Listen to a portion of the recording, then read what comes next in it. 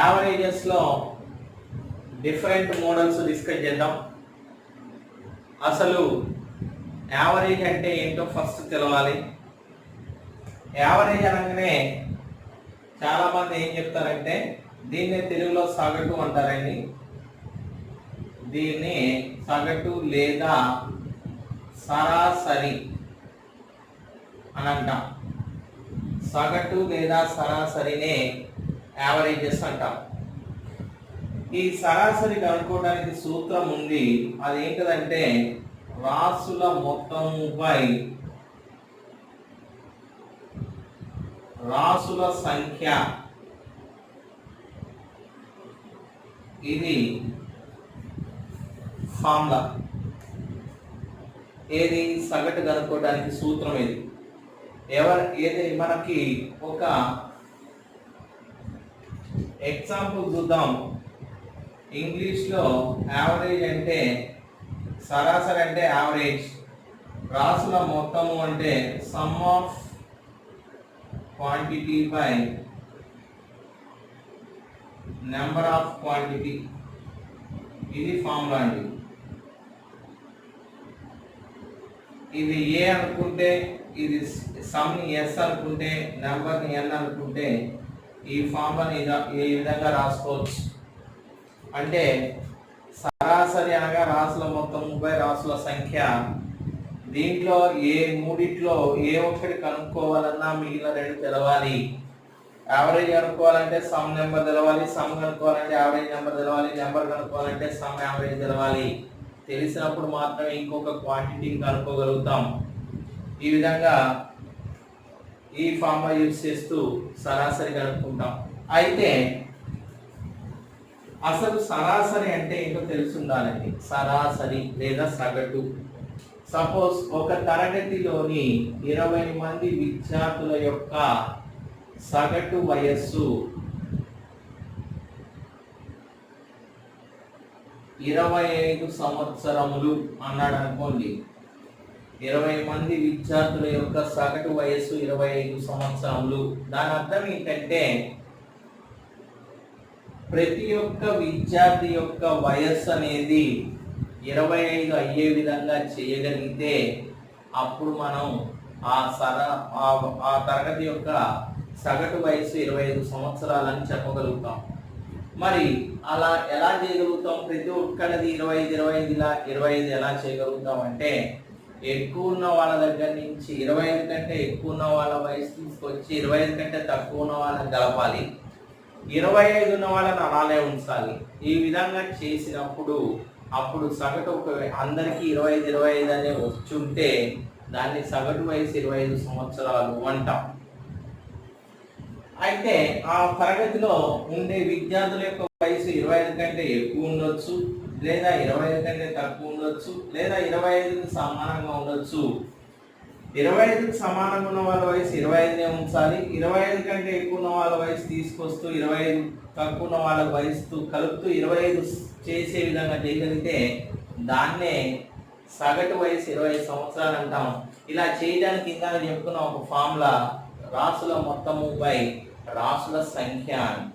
దీంట్లో ఒక్కొక్కటి సరదాగా మోడల్స్ చెప్పుకుంటూ పోతూ ఉన్నామండి.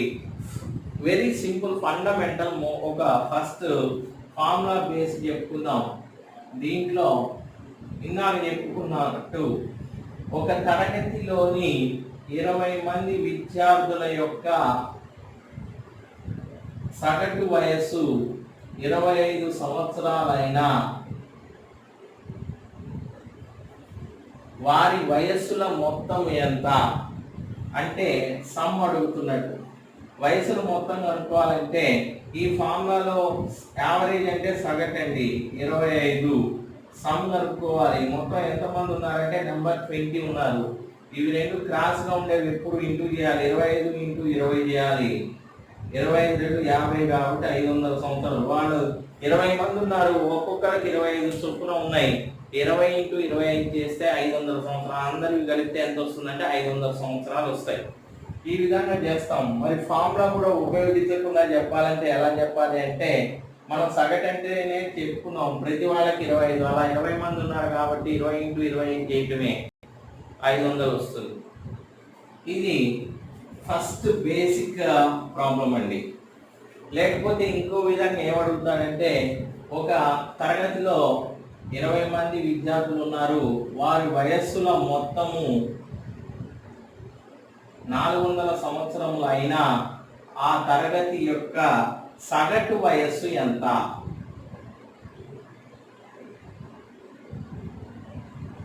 సగటు వయస్సు ఎంత? సగటు కనుక్కోమంటాడు. సగటు అంటే యావరేజ్. మొత్తం ఎంత ఇచ్చాడు? 400. ఎంతమంది ఉన్నారన్నాడు? 20. 0 0 క్యాన్సిల్ అయితే 20 సార్లు పోతుంది, 20. అంటే సగటు వయసు ఎంత అంటే 20 సంవత్సరాలు అని చెప్పొచ్చు. ఇంకొక ప్రాబ్లం చూద్దాం.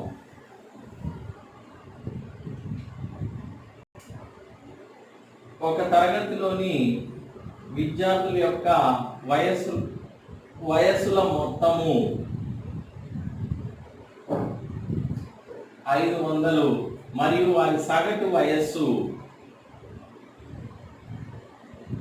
25 సంవత్సరములు అయినా ఆ తరగతిలోని విద్యార్థులు ఎందరు? విద్యార్థులు ఎంతమంది ఉన్నారు అని అడుగుతాడు. ఇప్పుడు ఏం కనుక్కోమన్నాడంటే ఎన్ వాల్యూ కనుక్కోమన్నాడు. సగటు ఎంత ఇచ్చాడు? 25. మొత్తం ఎంత ఇచ్చాడు? 500. ఎన్ వాల్యూ కనుక్కోవాలి. ఈజీ ఈక్వల్ ఉన్నప్పుడు 5 క్యాన్సిల్ చేయొచ్చు. 25 2 సార్లు పోతుంది, పక్కన 0 ఉంది కాబట్టి. అంటే క్రాస్ మల్టిప్లికేషన్ చేస్తే ఆ తరగతిలో మొత్తం ఎంతమంది ఉన్నారు అంటే 20 మంది ఉన్నారు అని తెలుస్తుంది. ఇవి ఎందుకు చెప్పుకుంటామంటే, జనరల్గా చాలా మందికి తెలవని వాళ్ళు ఉంటారు కాబట్టి వాళ్ళని బేస్ చేసుకుంటూ ఇవి చెప్పుకుంటామండి. ఇవన్నీ సింపుల్ ప్రాబ్లమ్స్ సార్ అని అనుకోవచ్చు, కానీ మనకు తెలవని వాళ్ళు కూడా ఉంటారు కాబట్టి, లెర్నర్స్ కూడా ఉంటారు, వాళ్ళని దృష్టిలో పెట్టుకొని చెప్పాను అన్నమాట. ఇక నెక్స్ట్ దానికి పోదాం. నెక్స్ట్ మోడల్ ఎలా ఉంటుందంటే 1 5 6 9 మరియు 20ల యొక్క సగటు ఎంత అంటాడు. 1 5 6 9 20ల యొక్క సగటు ఎంత అన్నాడు అనుకోండి. మీరు చేయండి, 1 నిమిషం దీని ఆన్సర్ చెప్పండి, చూద్దాం ఇదంతా తొందరగా చేయగలుగుతారో. We will wait. I will wait for some time. Try to solve this one.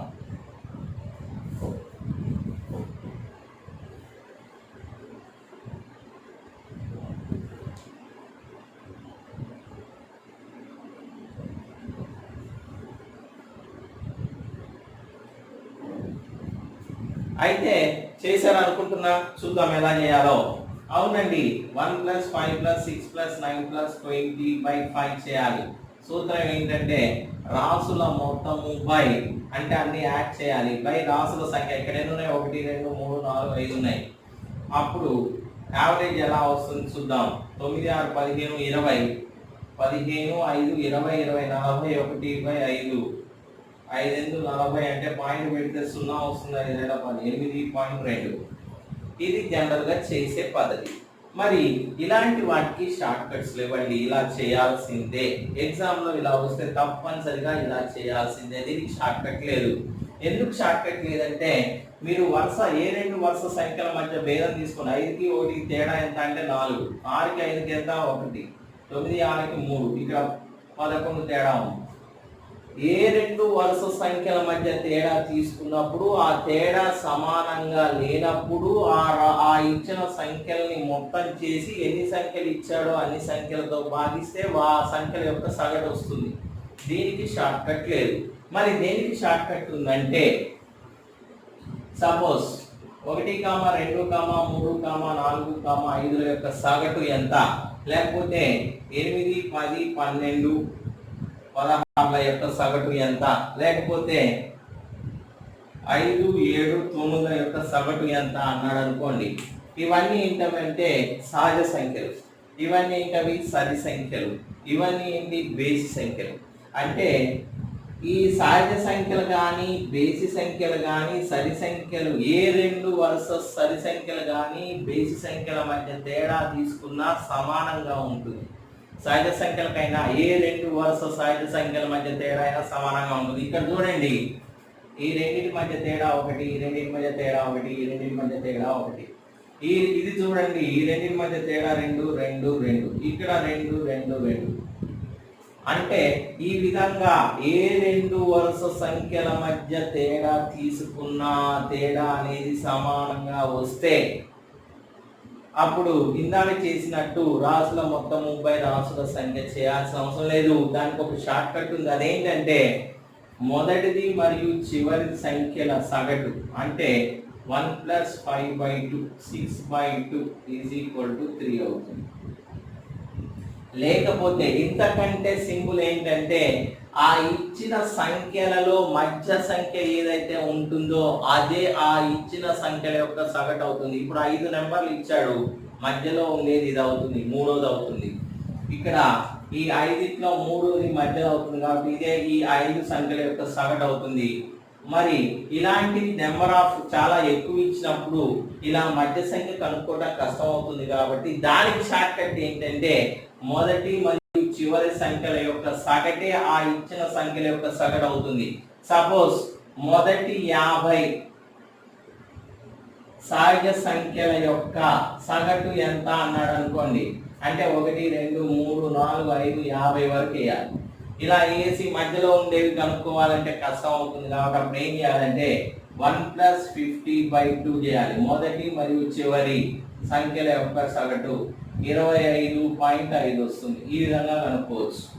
అంటే ఇప్పుడు జాగ్రత్తగా వినండి. మీరు గుర్తుంచుకోవాల్సింది ఏంటంటే ఏ రెండు వరుస సంఖ్యల యొక్క సగటు కనుక్కోవాలన్నా కూడా ఏ ఇచ్చిన సంఖ్యల యొక్క సగటు కనుక్కోవాలన్నా కూడా ఆ ఇచ్చిన సంఖ్యలలో ఏ రెండు వరుస సంఖ్యల మధ్య భేదం తీసుకున్నా ఆ భేదము సమానంగా ఉంటే మొదటి మరియు చివరి సంఖ్యల యొక్క సగటే ఆ ఇవ్వబడిన సంఖ్యల యొక్క సగటు అవుతుంది. లేదా ఆ ఇచ్చిన సంఖ్యలలో మధ్య సంఖ్య ఏదైతే ఉంటుందో ఆ మధ్య సంఖ్యనే వాటి యొక్క సగటు అంటాం.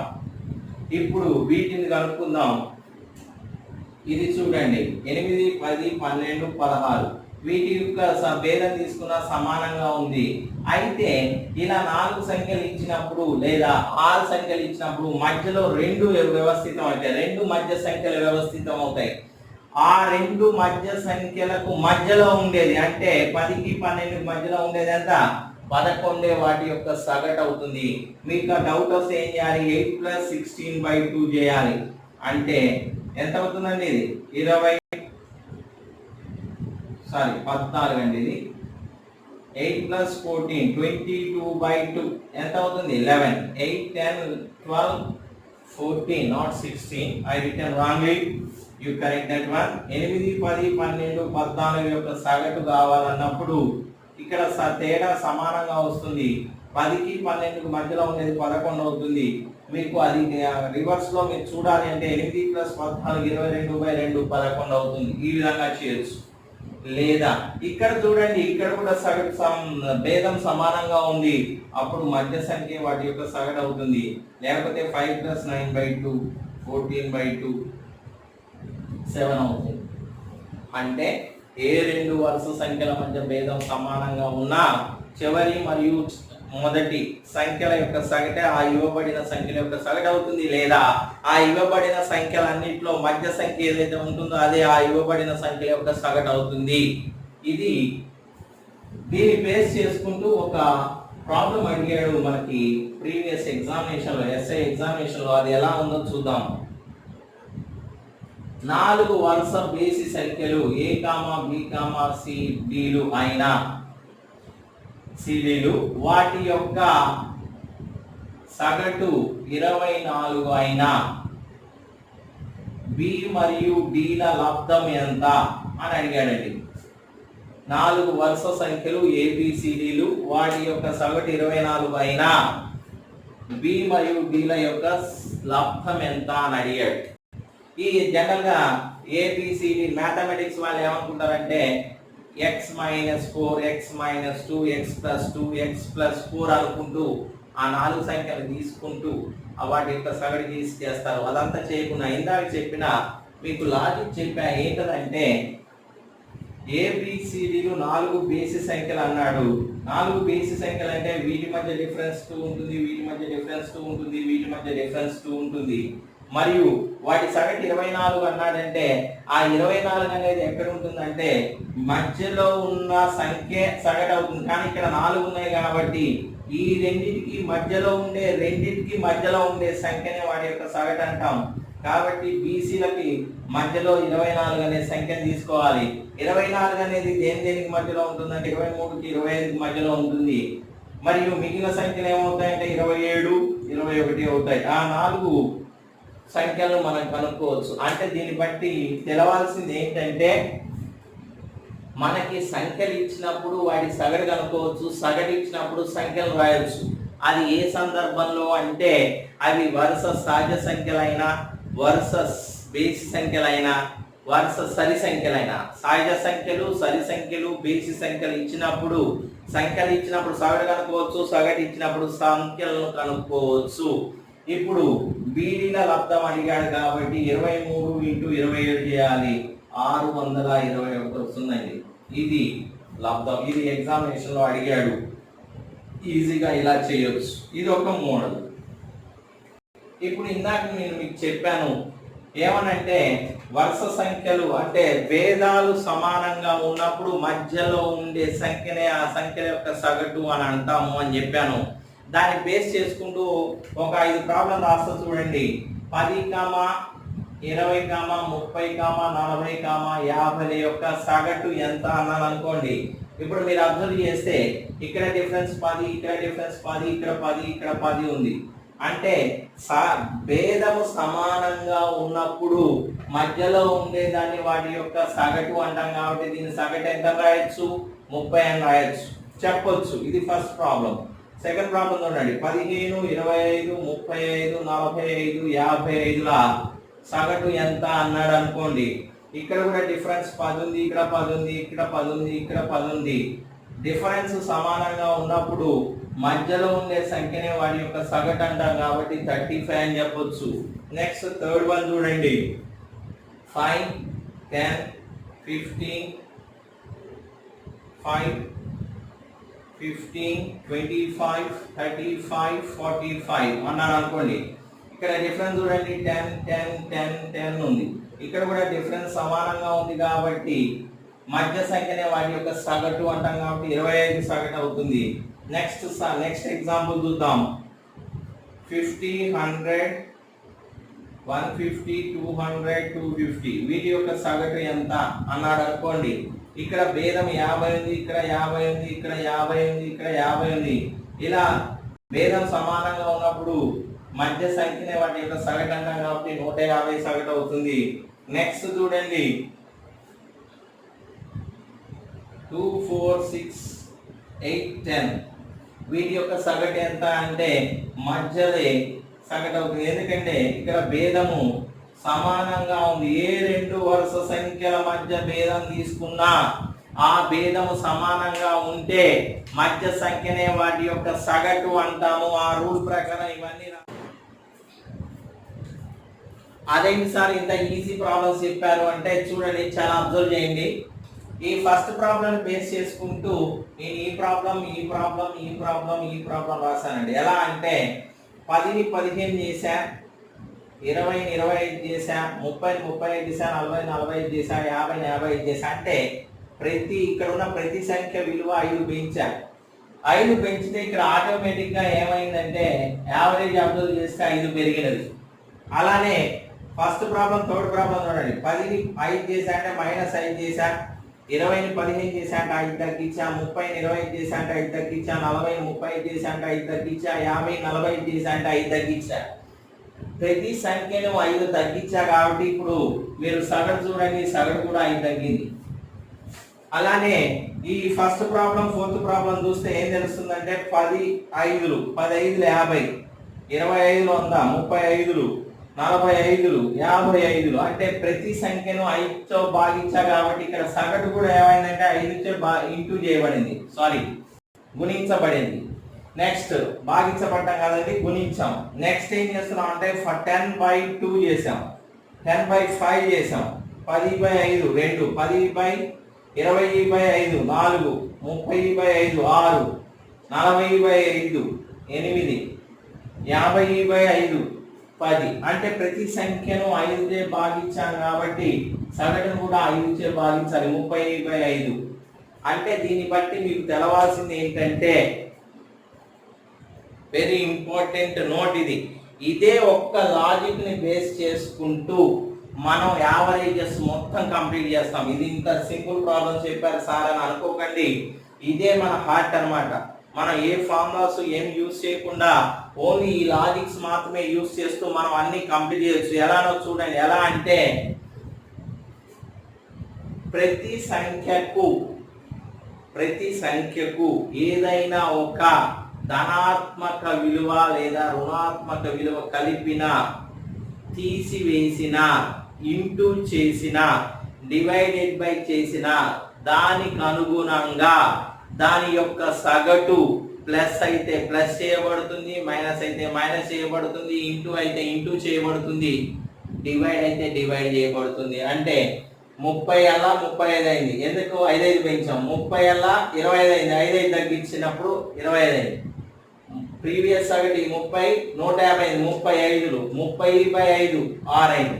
అంటే ఈ నోట్ చాలా ఇంపార్టెంట్, గుర్తుంచుకోవాల్సింది. మొత్తం యావరేజెస్ మొత్తం ఈ బేస్ చేసుకుంటూ ఈ బేస్ ని యూజ్ చేసుకుంటూ సాల్వ్ చేస్తాం. ప్రతి సంఖ్య కొంత కలిపినప్పుడు దానికి అనుగుణంగా ప్రతి ఇవ్వబడిన సంఖ్యలన్నింటిలో ఎంతైతే ప్లస్ చేస్తామో దాని యొక్క సగటు కూడా అంతే ప్లస్ అవుతుంది. ఇంటూ చేస్తే ఇంటూ అవుతుంది, డివైడ్ చేస్తే డివైడ్ అవుతుంది, మైనస్ చేస్తే మైనస్ అవుతుంది. దీన్ని బేస్ చేసుకుంటూ ఒక ప్రాబ్లం చెప్తా చూడండి.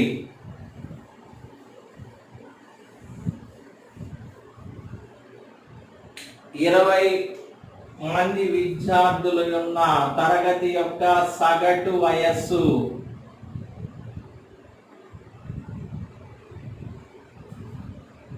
25 సంవత్సరములు అయినా 5 సంవత్సరముల తరువాత అదే 20 మంది విద్యార్థుల గల తరగతి యొక్క సగటు ఎంత అన్నాడు అనుకోండి.